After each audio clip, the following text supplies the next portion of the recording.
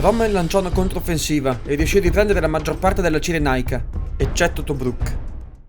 I vertici fascisti si misero a studiare le prossime mosse nel Mediterraneo e in Russia. Malta era diventata una spina nel fianco. Essendo nel centro del Mediterraneo, portava rifornimenti in Egitto e contemporaneamente affondava le navi di rifornimento dell'asse, rallentando la già inefficiente logistica. Dobbiamo toglierla di mezzo! Così potremo proseguire la campagna d'Africa con meno ostacoli! Sì, sono d'accordo, disse il sorridente comandante tedesco Albert Kesselring. Non amo le operazioni anfibie, ma va bene. E così l'aeronautica dell'asse bombardò pesantemente l'isola in vista dello sbarco. Ormai era tutto pronto per l'invasione. Chiedo il permesso di usare l'aeronautica per prendere Tobruk! Va bene! I vertici italiani e Kesselring sapevano dell'influenza che Rommel esercitava verso il Führer e cercarono di fermarlo. Facciamo una via di mezzo. Rommel, puoi attaccare Tobruk, ma poi dovrai restituire subito gli aerei per Malta. Va bene! Rommel non si fece attendere e ottenne un altro successo clamoroso. Decine di migliaia di prigionieri, mezzi e carburante, il tutto ottenuto in pochissimo tempo. Bene Rommel, ora restituisci gli aerei, così potremo finalmente prendere Malta. Ehi, ma dove stai andando? Al diavolo Malta, bisogna sfruttare il momento. Vado verso Suez, così taglierò in due i britannici. Mussolini protestò animosamente con Hitler, ma alla fine questi fu convinto da Rommel e approvò la sua iniziativa. Ancora una volta Malta fu risparmiata. I britannici si trincerarono nella città di El Alamein, a 2 passi da Alessandria, quasi rassegnati alla sconfitta. Ma Rommel non aveva calcolato che quella corsa nel deserto aveva allungato la linea dei rifornimenti di quasi 600 km e con Malta tornata operativa, i britannici tornarono ad affondare le navi di rifornimento. Gli alleati, invece, avevano una linea di rifornimento di soli 100 km. E in mezzo al deserto i rifornimenti erano fondamentali. Infatti le condizioni dei soldati erano terribili. Sotto il sole cocente avevano a disposizione solo 4 litri d'acqua al giorno per bere, cucinare e lavarsi le uniformi. Dopo 27 giorni di combattimenti, Rommel fermò l'attacco, a seguito di pesanti perdite. Egli ritenne come unici responsabili del fallimento gli italiani, senza fare alcuna autocritica. Tra le file britanniche, Churchill mise al comando il generale Montgomery, personaggio molto cauto che preferiva attaccare solo con un netto vantaggio. Rommel era conscio del problema dei rifornimenti, perciò richiese massicci supporti, ma i britannici affondavano puntualmente la maggior parte dei rifornimenti, come se sapessero già tutto. Questi italiani ci stanno tradendo! Ma gli italiani invece non c'entravano niente. Grazie al progetto Ultra, la perfida Albione conosceva tutti gli spostamenti via mare e poteva intercettare la catena logistica dell'asse. Insomma, i tedeschi e gli italiani si trovavano in serie difficoltà. Montgomery conosceva ogni singolo spostamento del nemico e il suo stato d'animo. Ogni sua richiesta di rifornimenti veniva accolta, al punto che arrivò ad avere il doppio degli effettivi, ma non si sentiva ancora pronto. Adesso basta! Hai tutto quello che ti serve! Muoviti! E così iniziò la seconda battaglia di El Alamein, ma tra le file dell'asse mancava Rommel. Ma dov'era finito? Nei giorni precedenti si era ritirato in Austria, in congedo per malattia. Torna subito al fronte! La sola presenza di Rommel sollevò il morale dei soldati dell'asse, che combatterono ferocemente. Ma la differenza di forze era schiacciante e i britannici prevalsero. Rommel non ebbe altra scelta che ritirarsi in Libia con quel poco che gli rimaneva. I soldati italiani, che non erano muniti di mezzi di trasporto, furono abbandonati e catturati dagli alleati. La battaglia di El Alamein si rivelò decisiva per il fronte africano. Nel frattempo gli statunitensi erano sbarcati nel Maghreb, costringendo le forze dell'asse a ritirarsi in Tunisia. Hitler ritenne la Repubblica di Vichy responsabile degli sbarchi americani, perciò per ripicca ne ordinò l'occupazione militare. Gli italiani occuparono la Savoia, la Corsica e la Provenza, ma i francesi fecero in tempo ad affondare la propria flotta per evitare che cadesse in mani nazifasciste. Nel fronte orientale l'asse organizza una nuova offensiva d'estate, ma stavolta non poteva permettersi un'operazione su larga scala come l'anno precedente, perciò fu scelta la sponda meridionale, verso il Caucaso. L'obiettivo era quello di impossessarsi dei pozzi petroliferi. L'assalto procedette spedito come l'anno precedente, ma i sovietici riuscirono ad evitare gli accerchiamenti e combatterono con gran ferocia. gli italiani si spinsero verso Izbušenskij e vinsero la battaglia, condotta sorprendentemente con la cavalleria. Questa fu una delle ultime battaglie a cavallo della storia, per rimarcare come l'esercito italiano non mancasse il coraggio, bensì le attrezzature e i mezzi pesanti.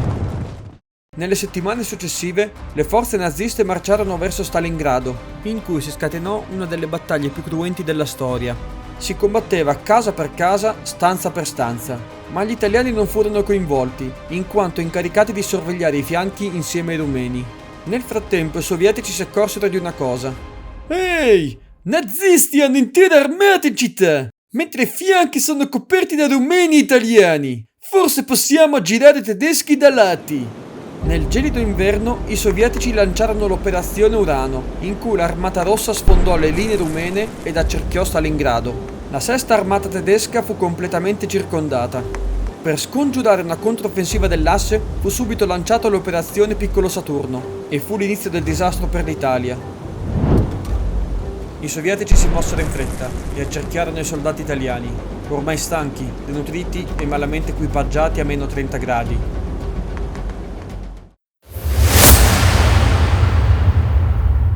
L'inizio dell'anno fu terribile per gli italiani. L'esercito era ormai allo sbando e la maggior parte delle truppe furono catturate o uccise. A Nikolajevka gli alpini riuscirono a rompere l'accerchiamento e a fuggire dalle grinfie sovietiche. Nel frattempo la battaglia di Stalingrado era stata vinta dai sovietici, uno dei momenti chiave della guerra che segnò la prima grande sconfitta a danno dei nazisti. Dei 240.000 italiani partiti per il fronte orientale, ne tornarono solo poche decine di migliaia in condizioni tragiche, ma non va dimenticato che in questo fronte gli invasori eravamo noi. In Africa le truppe italo-tedesche fuggirono in territorio tunisino, sapendo di non avere alcuna speranza contro gli anglo-americani. Rommel era rientrato di nuovo in Germania, sempre per motivi di salute. I tedeschi erano demotivati e lasciarono il grosso del lavoro ai soldati italiani, i quali combatterono con gran tenacia perché sapevano che dopo la Tunisia sarebbe arrivato il turno dell'Italia. Ma gli equilibri erano nettamente sbilanciati a favore degli alleati, i quali catturarono gran parte dell'Africa Corps, incluse centinaia di migliaia di soldati italiani. L'Italia aveva appena abbandonato l'Africa in maniera definitiva. A questo punto vorrei soffermarmi un attimo sull'esercito italiano. Dopo i fallimenti del 1940 vi fu una riorganizzazione che ebbe i suoi effetti. I soldati combattevano con una qualità decisamente migliore e non erano secondi a nessuno in fatto di coraggio. Ma è impensabile poter riorganizzare tutto l'apparato militare in 2 anni, soprattutto se nel mentre stai affrontando delle superpotenze. E così gli italiani si ritrovarono quasi sempre con equipaggiamenti inferiori e senza mezzi pesanti. I disastri in Africa e in Europa orientale avevano disilluso il popolo italiano, che ormai riteneva come unico responsabile il regime fascista. La popolazione viveva col cibo frazionato, assisteva impotente alla perdita dei propri figli sul fronte e viveva sotto i bombardamenti degli alleati. Il malumore impennò e furono organizzati i primi scioperi, nonostante fossero vietati per legge. Erano i primi segni di cedimento del regime fascista. Gli alleati dovevano pianificare le prossime mosse, ma erano ancora indecisi sul da farsi. E così il presidente degli Stati Uniti, Franklin Delano Roosevelt, e il primo ministro inglese Winston Churchill si incontrarono. I sovietici ci chiedono di aprire un nuovo fronte. Suggerisco di passare dalla Francia. No! I miei soldati verrebbero massacrati! Dobbiamo invece invadere la Sicilia! L'Italia è il ventromolo d'Europa! Vedrai che una volta entrati il regime di Mussolini cadrà e l'Italia passerà dalla nostra parte. E in men che non si dica, saremo già sulle Alpi. Non sono convinto, ma va bene, voglio fidarmi di te. E così il 9 luglio del 43 gli alleati invasero la Sicilia. A comando dell'intera operazione c'era Dwight Eisenhower, militare statunitense di lunga data. A guidare gli eserciti furono chiamati quelli che venivano considerati i generali migliori. I britannici con Bernard Montgomery, gli americani con George S. Patton. La superiorità in termini di uomini era schiacciante, la più grande invasione via mare fino a quel momento. Per gli italiani fu una disfatta, ma a differenza della disfatta di Caporetto non ci fu reazione. Ormai il popolo era stanco della guerra e non vedeva più alcun senso nel continuare in nome di un leader in cui non si credeva più. I tedeschi organizzarono una ritirata verso Messina, in modo da abbandonare l'isola recuperando più uomini possibili. Il 19 luglio Roma fu bombardata pesantemente dagli statunitensi e le vittime furono migliaia. Ormai il morale della popolazione era a pezzi.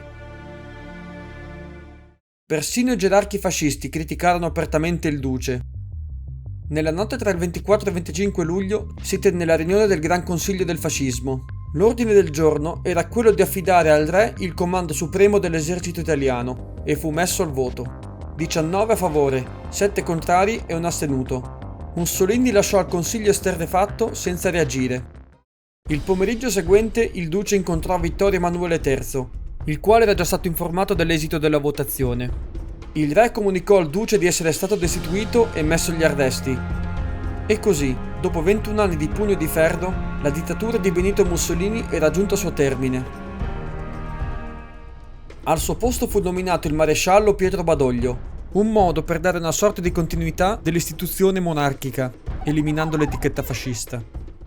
Siccome i tedeschi avevano truppe sparse in tutta la penisola, Badoglio tranquillizzò Hitler. Ehi! Avete appena destituito il vostro leader degli ultimi 20 anni? Sì? Non avrete mica intenzione di firmare un armistizio con gli alleati, vero? Ma no, ma cosa vai a pensare? L'Italia combatterà fino alla fine! Ok. Sotto banco, il governo Badoglio stava trattando con gli alleati per l'armistizio. Nel frattempo, in Sicilia, i generali Patton e Montgomery erano come due galli in un pollaio. Entrambi cercavano la gloria per se stessi e si ostacolarono a vicenda nella cosiddetta corsa per Messina. Alla fine la spuntò Patton. Ma la bagarre tra i due permise alle truppe tedesche di lasciare la Sicilia. Il 3 settembre fu firmato in segreto l'armistizio di Cassibile, in cui l'Italia accettava la resa incondizionata imposta dagli alleati. I termini sarebbero stati resi pubblici 5 giorni dopo, ovvero l'8 settembre. Con questo gesto Badoglio sperava di porre fine agli scontri sul suolo italiano.